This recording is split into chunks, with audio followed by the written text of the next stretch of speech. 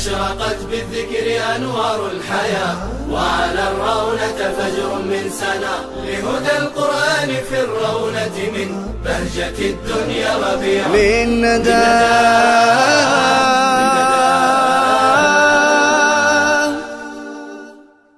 Assalamu alaikum wa rahmatullahi wa barakatuhu.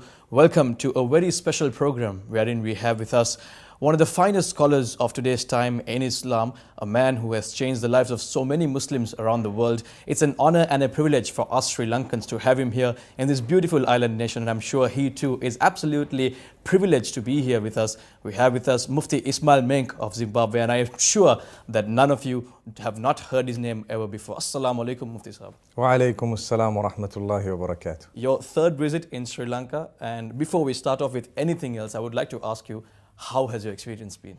Sri Lanka has something amazing because every time I have come, I've fallen more in love with the place than the previous time. So I think there is something the country has that other countries don't have. MashaAllah, that's really good to know that someone of your stature is, appreciating our country so much. But, you've moved with us so many times, alhamdulillah. There are so many brothers that you are now familiar with, and, we're getting to know so many of us. You've seen the average Sri Lankan Muslim. You've delivered so many sermons in front of us. I would like to begin by asking you, in your perception, where does the Sri Lankan Muslim stand? With all due respect to the local scholars, alhamdulillah, they're doing a great job. But within your perception, where do we stand, and what is the way forward for us? I think any Muslim community that I have visited, and we're all as Muslims, are more like a sponge that normally takes in as much liquid as you can, press. So what happens is, as even the local scholars work, and we all work on an international level as well, we find that people are always ready to receive the goodness that people teach them. Sometimes perhaps it's only a method that might change, but the message is always the same. And I feel the people of Sri Lanka are also very, very thirsty. They do take in a lot, because I also have quite a bit of email discussion with some of the brothers and sisters from this part of the world, and from that you can see that there is a very, very great receiving of the work of the religion and so on. People are becoming more and more positive Muslims instead of being negative and closed, which is not healthy. Meaning being negative is not healthy. So it is very, very important for us to realize that there is a field out there, and we need to make use of it. And we need to try and understand the mindset of the Muslims across the globe. And this is one of the countries where the English-speaking people, they do understand, they are quite highly educated, I think. And at the same time, if we don't make use of that, we would be failing. That's good to know, because my next question was going to be regarding an average Muslim.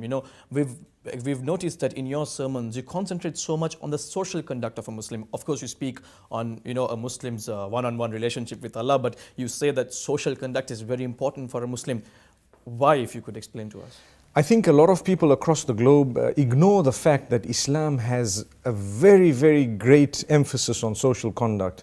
A lot of Muslims as well, very ignorantly sometimes, feel that Islam is connected to the mosque or the masjid, and you pray your 5 times a day, you give your alms to the poor and so on, but they don't realize that it's a way of life. And this is what we want to highlight, so that even the non-Muslims can realize that Islam has broader teachings which take into consideration every aspect of your existence. How I deal with my fellow brothers and sisters, how I deal with non-Muslims, how I deal with those I disagree with, is all part and parcel of what makes a good Muslim. And sometimes we have people who don't know Islam.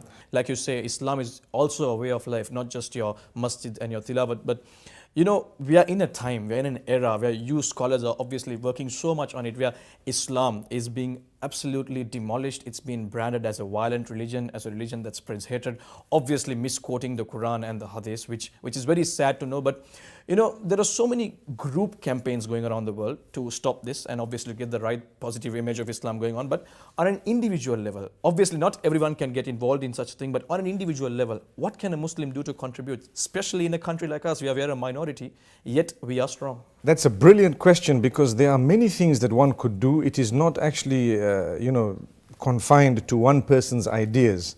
everyone should do whatever they feel or they believe is positive and would have that form of impact on both the Muslims and the non-Muslims. However, that having been said, to start off with, when we notice negative campaigns, people going out of their way to try their best to destroy the image of Islam, they're actually doing us a favor. They don't realize that. The reason is we desperately need the non-Muslims to know about Islam. We could not do it on our own. Now that there is a big hype, it's happening. So we are happy in the sense that we don't like what they're doing. We don't like the fact that they lie about the messenger, they lie about the Quran, they lie about how they think that Islam preaches this and that which it does not preach and so on. But that they don't know creates the thirst within the non-Muslim to open the Quran, and that's what we want. So now we've found that people have come up with some fake books which they have said that, you know, this is the Quran and so on, but in no time people catch up with it. So it's actually something positive. You know, in Arabic we say رُبَّ ضَارَّةٍ نَافِعَةٍ. You know, sometimes something that might look negative is actually positive if only you were to look at it in that way. So we take all that, and sometimes we are noticing, you know, mashallah, that a lot of people are very interested and keen in Islam. Our job is not to convert people. It is solely to explain to them what is right. If they then feel they would like to follow, it's up to them. Still, we find a lot of professionals, a lot of highly educated people turning towards religion. And I'm talking here of non-Muslims turning towards Islam. And even from amongst the Muslims, those who are not very well clued up with what Islam teaches, they are starting to learn the rules and regulations of Islam. And it's something good, because we try our best to explain to people how important it is to coexist. That is, I think, the most important message for today, the coexistence. There are a few pockets of people who do preach otherwise, and they do say things, you know, which might point in the direction of intolerance and so on. However, we have much more people who preach that which is correct. In fact, the absolute majority. And I think at this moment on the globe, a lot of people know that the true Islamic teachings are not, you know, these sort of terroristic teachings that everybody goes on about. And we ask Allah to grant us greatness and goodness, acceptance in every way. And at the same time, we'd like to see a peaceful globe. We'd like to see peaceful communities, happy families. And I think it starts off with that. So you speak of coexistence, which is, in our case, very important. Like I said, we are a minority community, and I'm sure back in the African continent too, there are so many countries that have Muslims as a minority community.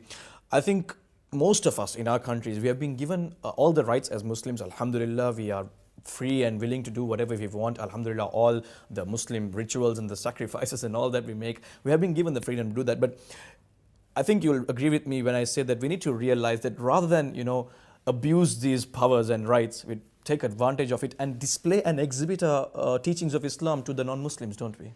It's important for us to display the teachings of Islam to the non-Muslims, and the only way we are going to be able to do that is by us interacting and, you know, mixing with them. And we do that in our workplaces, in the marketplaces, on the streets and so on. And it's important for us to portray the proper image of Islam.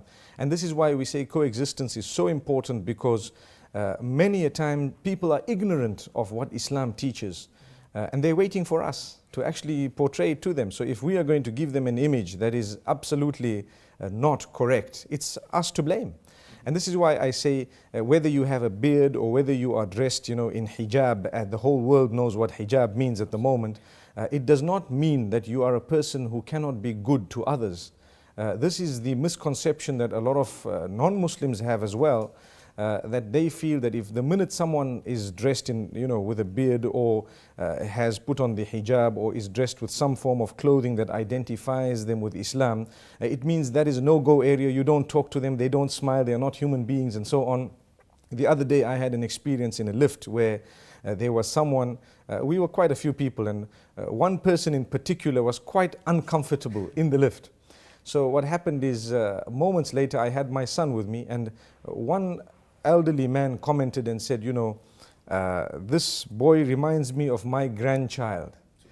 And I looked, I said, wow, that's great, you know, at least there's someone reminding you of your grandchild. And I think the other person who was uncomfortable began to laugh, you know. And that was to me something so important.